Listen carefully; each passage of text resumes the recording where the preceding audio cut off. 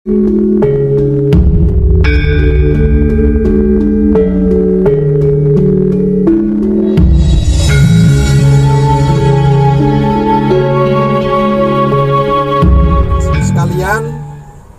bertemu lagi dengan saya Wong Edan Bagu melalui rekaman video di Putro Romo channel YouTube milik pribadi saya. Untuk seluruh Putro Romo dimanapun panjenengan berada. Panjenengan masih ingat video saya yang berjudul Sejarah Asal-Usul Sangkan Paran Dumadening Pulau Jawa? Dan video saya kali ini saya beri judul Dua Ruh Pengawal dan Penjaga Nusa Jawa, yang merupakan video lanjutan dari video yang berjudul Sejarah Asal-Usul Sangkan Paran Dumadening Pulau Jawa. Dan semoga saja pikiran yang bersih, hati yang jernih, serta syahwat yang baik bisa datang dari segala penjuru bagi kita semuanya. Amin. Okay?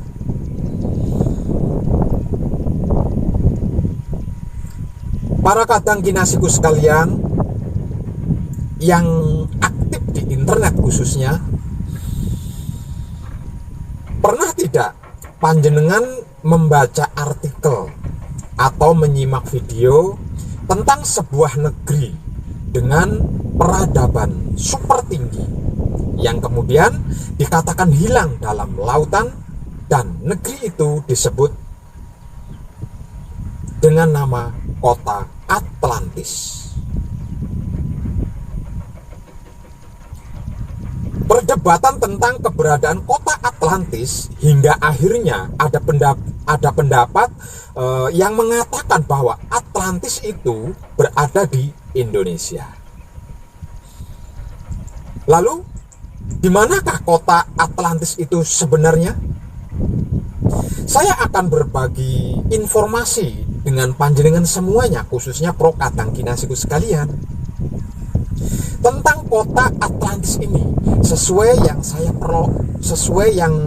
saya peroleh dari leluhur Nusantara kita yang bernama Eyang Buyut Sabdo Palon dan Nayagenggo.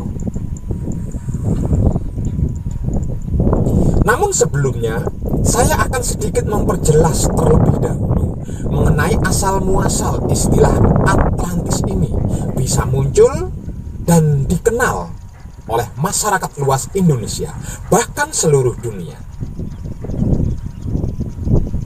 Atlantis pertama kali ditemukan oleh seorang ahli filosof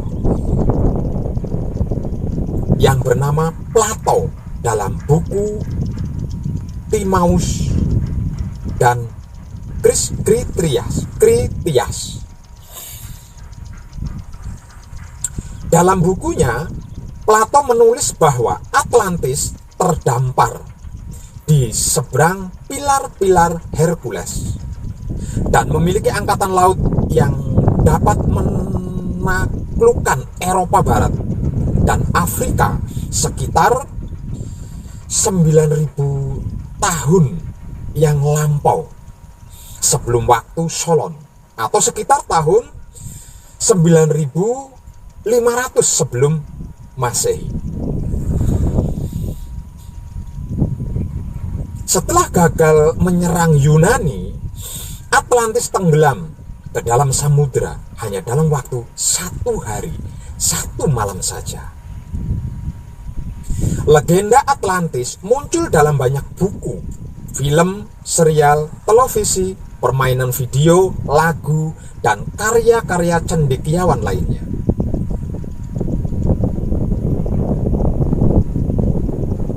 Contoh Atlantis dalam film adalah serial televisi Stargate Atlantis dan The Lost Empire, permainan video pertama yang menampilkan Atlantis sebagai basis cerita dan lokasi untuk akhir ceritanya.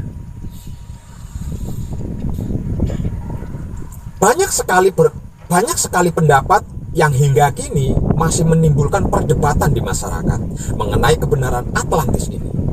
Apakah memang benar Atlantis itu pernah ada di dunia, ataukah Atlantis itu hanya ada di impian Plato saja? Lalu kalau memang Atlantis itu benar pernah ada di dunia, di manakah tempatnya, keberadaannya, peradaban maju tersebut? Untuk hal tersebut, saya sarankan semuanya menyampingkan terlebih dahulu pendapat-pendapat dari para ilmuwan tersebut. Sekarang mari ikut saya untuk masuk ke dalam kisah warisan leluhur kita sendiri di Nusantara tercinta ini, yang sebenarnya mengandung suatu informasi penting untuk menguak berbagai kebenaran, salah satunya mengenai keberadaan peradaban Atlantis tersebut. Leluhur kita, Eyang Buyut Sabda Palon dan Naya Genggong, punya sepenggal kisah tentang itu sebagai sesuatu pendekatan sederhana mengenai keberadaan peradaban Atlantis tersebut. Seperti apa kisahnya? Kisahnya seperti ini. Bermula dari Sang Yang Manikmaya, sang Raja Kayangan, Suralaya, Jawa bagian barat, mendapat tugas dari Sang Empunya semua dan segalanya untuk menata ulang kemakmuran dan kesejahteraan di bumi Jawa yang kala itu dikenal dengan sebutan Atala Dwipa. Dengan cara dan teknik bereinkarnasi sebagai manusia yang lahir melalui rahim manusia dan menjadi raja hingga 9 kali, sampai pada akhirnya disebut sebagai Prabu Brawijaya. Oh, keren ya. Pekerjaan ini dari awal didampingi oleh dua saudara kembarnya, yaitu Sang Yang Ismaya dan Sang Yang Antaga, yang juga menjelma dan bereinkarnasi sebagai manusia, namun tidak melalui kelahiran, yang pada kisahnya dikenal dengan sebutan sebagai Sabdo Palon dan Naya Genggong. Sabdo Palon dan Naya Genggong bertugas menjadi dua punakawan yang paling dekat atau terdekat dengan sang raja, apapun sebutan gelarnya, menjadi teman, sahabat, keluarga, bapak, sekaligus sebagai guru dan pembimbing, serta sesepuh penasehat, sekaligus penjaga dan pelindung, khususnya bagi sang raja. Dua punakawan ini juga dikatakan sebagai dua ruh pengawal dan penjaga peradaban di Nusantara Jawa, yang menghantarkan Nusantara lama menuju Nusantara baru, sehingga dapat mengalami perubahan besar pada masa itu. Kenapa Sabdo Palon dan Naya Genggong dikatakan sebagai ruh pengawal dan penjaga peradaban Nusantara Jawa? Alkisah berawal dari proses penciptaan manusia Jawa, termasuk bahasa Jawa yang akan dijadikan penghuni di Pulau Jawa setelah Pulau Jawa tercipta, seperti yang sudah saya informasikan dalam video yang berjudul Sejarah Asal-Usul Sangkan Paran Dumadining Pulau Jawa dan segala aturan yang harus ditaati oleh manusia Jawa se-Nusantara pada waktu itu hingga sekarang. Sejak terbentuknya Pulau Jawa pada waktu itu, mulanya Pulau Jawa belum berpenghuni selain Sang Yang Antaga yang menjaga bagian timur Jawa, dan Sang Yang Ismaya yang menjaga di bagian tengah Jawa, serta Sang Yang Manikmaya yang bertahta di Kayangan Suralaya bagian barat Jawa. Sebab karena itu, Pulau Jawa pada saat itu masih dalam keadaan kaotis atau gonjang-ganjing. Maksudnya, Pulau Jawa selalu bergoncang seperti batu apung yang terombang-ambing di atas permukaan air. Untuk menenangkannya agar supaya bisa dihuni oleh makhluk dengan tentram, maka Pulau Jawa harus ditegakkan atau dikukuhkan dengan cara pusar bumi Jawa Dwipa dipatok atau dipaku bumi.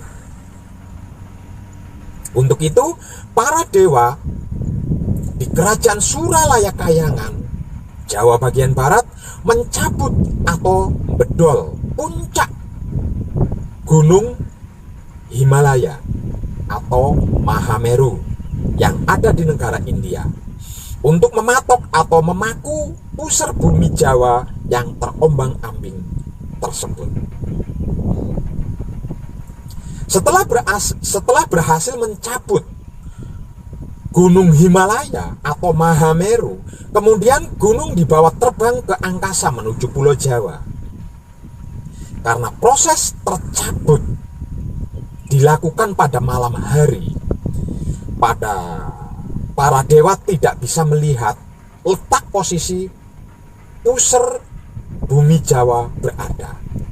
Dikiranya ia telah sampai di pusar bumi yang terletak di Jawa bagian tengah. Padahal masih berada di wilayah Jawa bagian barat. Lalu dijatuhkanlah pangkal atau bonggol Gunung Himalaya atau Mahameru itu, dan jatuhlah gunung di wilayah Jawa bagian barat. Karena terlalu keras bonggol gunung yang jatuh ke bumi, sehingganya bonggol tersebut menimbulkan ledakan yang berupa gundukan-gundukan tanah yang tersebar di seluruh Jawa bagian barat. Dan pada masanya, gundukan-gundukan tanah itu disebut sebagai Gunung Guntur, Gunung Pengrango, Gunung Tangkuban Perahu, Gunung Ciremai, dan lain-lain sebagainya. Sehingganya bukan cuma gonjang-ganjing, tapi juga menjadikan Pulau Jawa miring ke arah barat. Mengetahui salah meletakkan gunung, segera dicabut ulang, lalu melanjutkan perjalanannya menuju pusar bumi Jawa bagian tengah. Sesampainya di tempat, segera mematok pusar bumi dengan menjatuhkan lambung Himalaya atau Mahameru tersebut. Jatuhnya lambung gunung ke bumi Jawa pecah menjadi gumpalan-gumpalan dan berubah wujud menjadi gunung-gunung yang tersebar di Jawa bagian tengah, yang kemudian disebut sebagai Gunung Slamet, Gunung Sindoro, Merbabu, Sumbing, Lawu, Merapi, dan lain-lain sebagainya. Setelah tertancapnya Gunung Himalaya atau Mahameru di pusar bumi Jawa, Pulau Jawa menjadi anteng, diam, namun tetap miring ke bagian barat. Kemudian para dewa mengambil ujung Gunung Himalaya atau Mahameru untuk diletakkan di Pulau Jawa bagian timur. Sesampainya di Jawa bagian timur, puncak Gunung Himalaya atau Mahameru segera digunakan untuk membandoli Jawa bagian timur.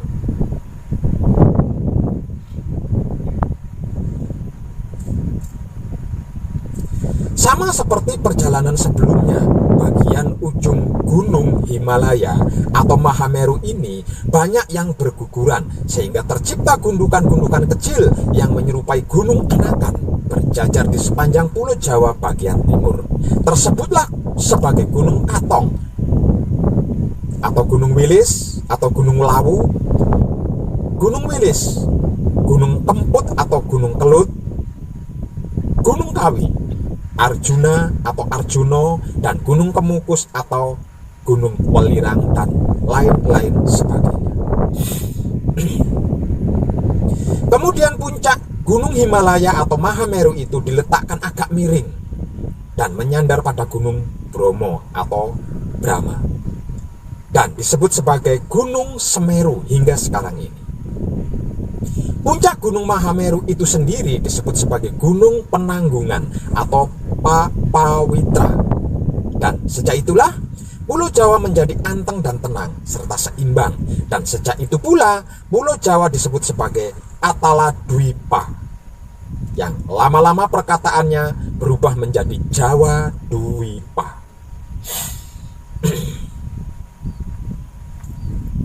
Atala Dwipa ada pada zaman 15.000 tahun yang lalu, sebelum tahun Masehi, di mana wilayahnya membentang luas sepanjang daerah Indonesia sekarang ini hingga Kamboja dan sekitarnya. Wilayah Atala Dwipa memiliki lautan yang luas dan daratan sepanjang Kamboja hingga Pulau Lombok, terus ke timur, yang menjadi satu kesatuan. Dan pada zaman peradaban Atala Dwipa, bumi yang dikenal dengan sebutan Nusantara ini pernah dihuni oleh banyak ras manusia. Artinya tidak hanya ras manusia seperti kita sekarang ini.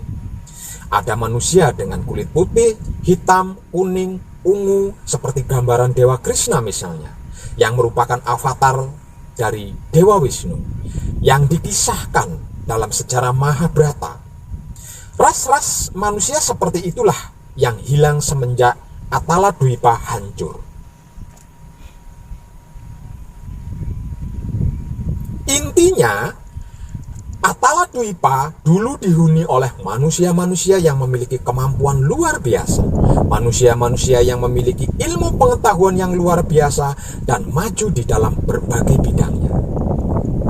Manusia juga pada saat itu telah memiliki kemampuan spiritual yang luar biasa. Mereka dapat mempergunakan tubuh mereka dengan sangat baik. Pada zamannya, Atala Dwipa juga memiliki arsitektur bangunan yang mengagumkan, menjulang tinggi, bahkan jauh lebih mengagumkan dengan bangunan pencakar langit yang ada di zaman sekarang ini. Kereta-kereta terbang sudah ada pada zaman itu, bahkan tanpa bahan bakar dan mesin. Atala Dwipa sangat makmur, indah, dan berjaya pada zaman itu. Namun kemakmuran yang demikian itu ternyata telah membutakan penghuni Atala Dwipa. Rendah kesadarannya.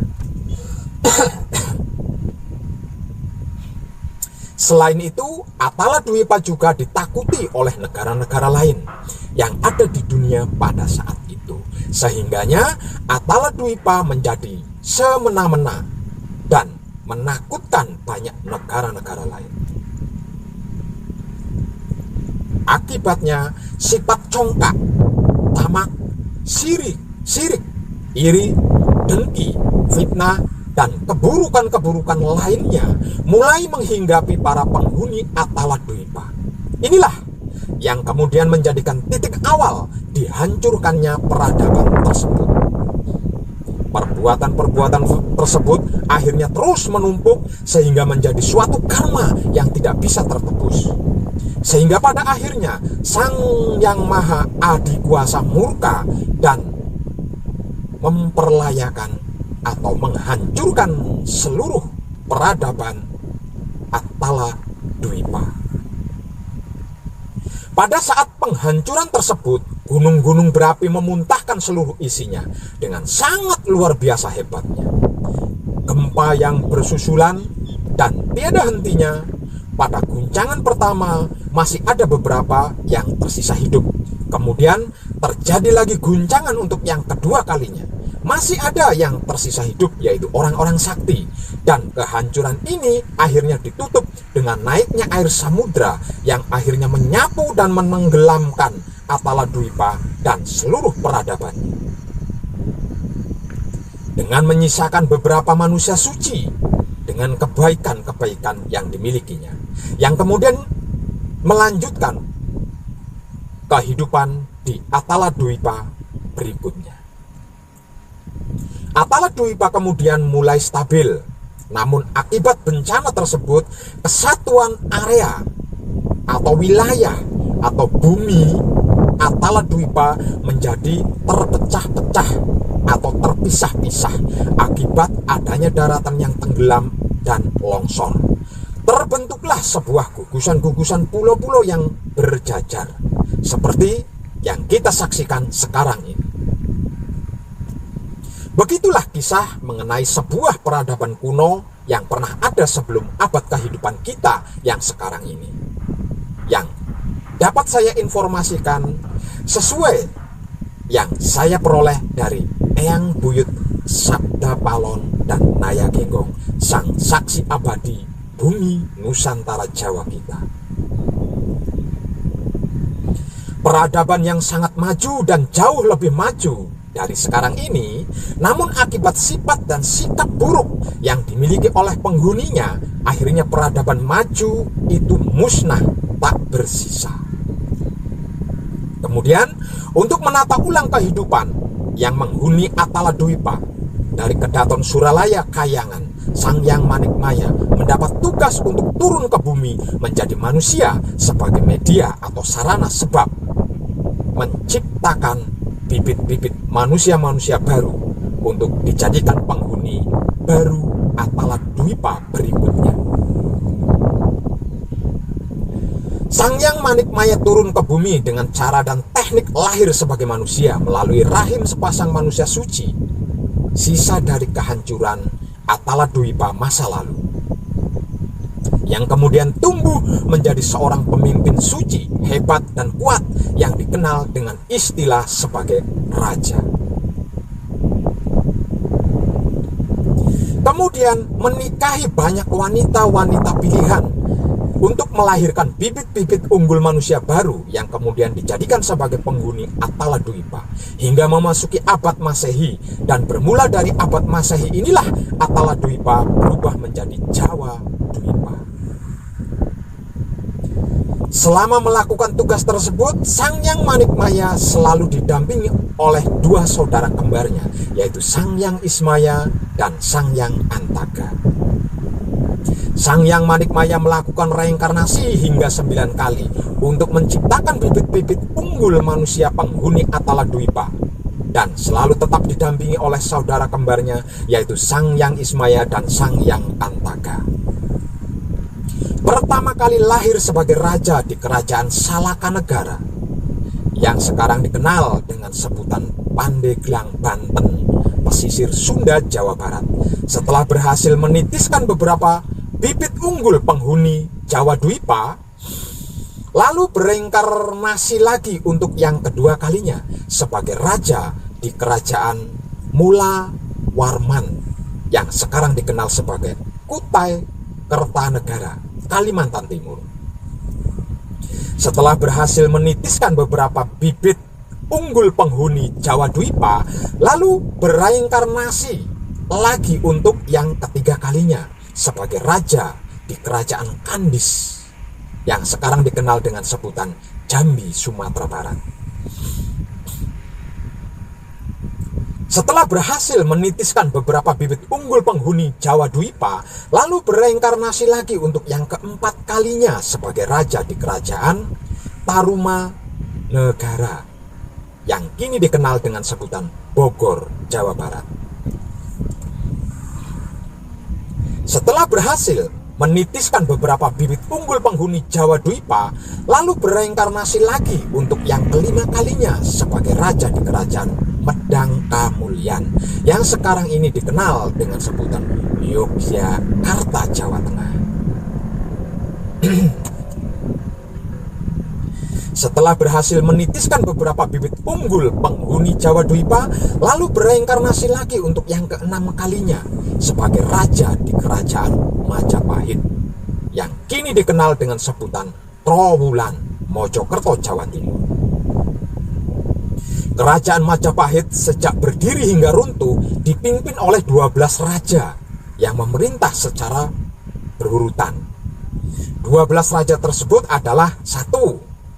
Dyah Wijaya, kedua Jayanegara, ketiga Tribuana Tunggal Dewi, keempat Hayam Wuruk, kelima Wikrama Wardana, 6 Sri Suwita, 7 Dia Kertawijaya, ke-8 Rajasa Wardana, ke-9 Girisawardhana. Yang ke-10 Singha Wikramawardhana. Dan yang ke-11 Bre Kertabumi. Dan yang terakhir, yaitu yang 12, adalah Giri Drawardhana Dyah Ranawijaya. Di kerajaan besar yang dipilih oleh Batara Dewa untuk menjadi pemersatu bangsa Atala Dwipa yang telah berganti menjadi Jawa Dwipa ini hingga tersebut sebagai Nusantara Jawa, Sang Hyang Manikmaya bereinkarnasi hingga 3 kali berturut-turut, dimulai dari Prabu Hayam Wuruk, raja keempat Majapahit, lalu bereinkarnasi lagi sebagai Raja Sawardhana, raja ke-8 Majapahit, dan lahir lagi sebagai Bre Kertabumi atau Brawijaya, raja ke-11 Majapahit, dan reinkarnasinya yang ke-9 sebagai Prabu Brawijaya, raja ke-11 Majapahit. Inilah letak kegagalannya. Seperti yang sudah saya informasikan pada video terdahulu yang berjudul Mengungkap Sejarah yang Tersembunyi Karena Disembunyikan. Dan kegagalannya ini dikarenakan kesadaran tingginya, kesadaran dewanya, kesadaran Tuhannya tertutupi oleh kemelekatan perempuan dan anak. Sebab karena itu Sabda Palon dan Naya Genggong mengatakan bahwa kelak Brawijaya akan bereinkarnasi lagi nantinya untuk ikut menyaksikan hasil akibat dari sebuah sebab gagalnya reinkarnasinya yang ke-9 yang telah dilakukannya. Sekarang mari kita lakukan pendekatan sederhana antara kisah Atala Dwipa dan Atlantis yang dibahas pada awal video tadi.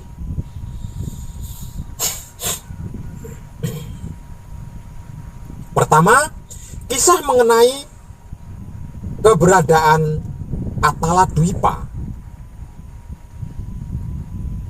di daratan Nusantara pada puluhan ribu tahun yang lalu memiliki sesuatu penjabaran, ciri yang sama dengan Atlantis. Kedua, kita lihat secara harfiah kata Atala dalam Atala Dwipa dan Atlan dalam Atlantis memiliki kemiripan cara pelafalan namun ditulis secara berbeda. Ketiga, coba kita pisah kata Atala Dwipa menjadi Atala dan Dwipa. Dwipa memiliki makna sebuah pulau. Jadi Atala Dwipa merupakan sebuah pulau yang bernama Atala. Kemudian Atlantis secara harfiah memiliki berbagai nama lain seperti Atlantis atau Atalantis atau Atlantika. Itu bahasa Yunani yang artinya adalah pulau Atlas. Jadi jika dilihat secara harfiah, Atlantis dan Atala Dwipa sebenarnya memiliki makna sebagai sebuah pulau yang bernama Atala atau Atlas.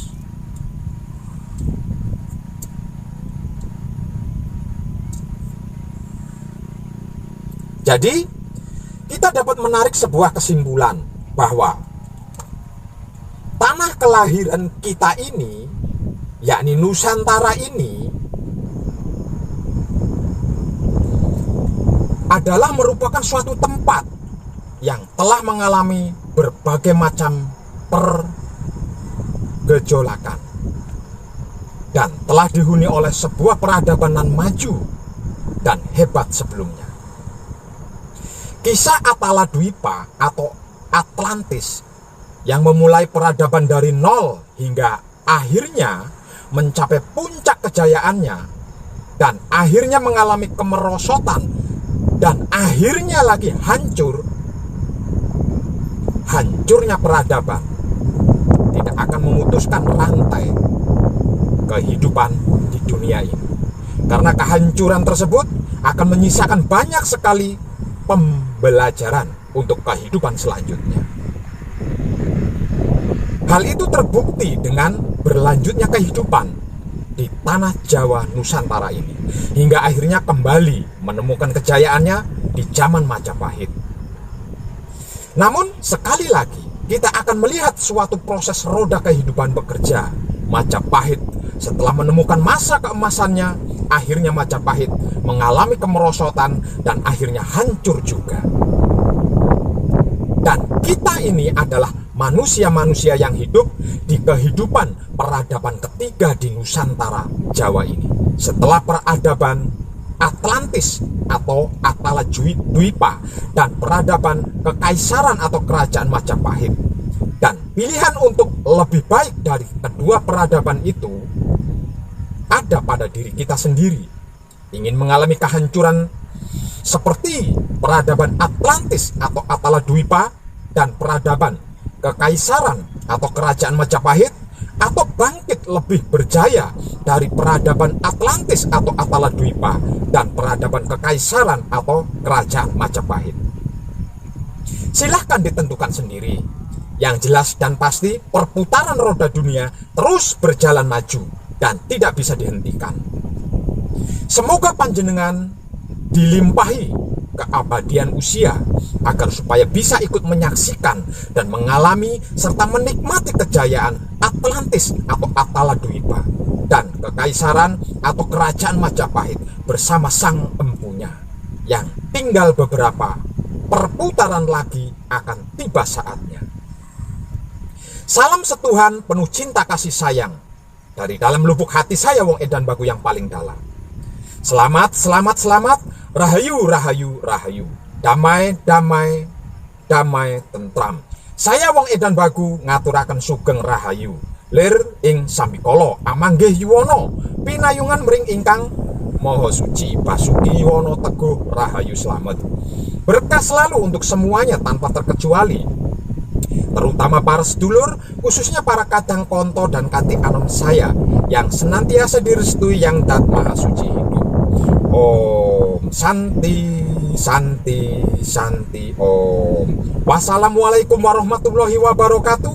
Terima kasih, terima kasih, terima kasih, dan salam kebahagiaan.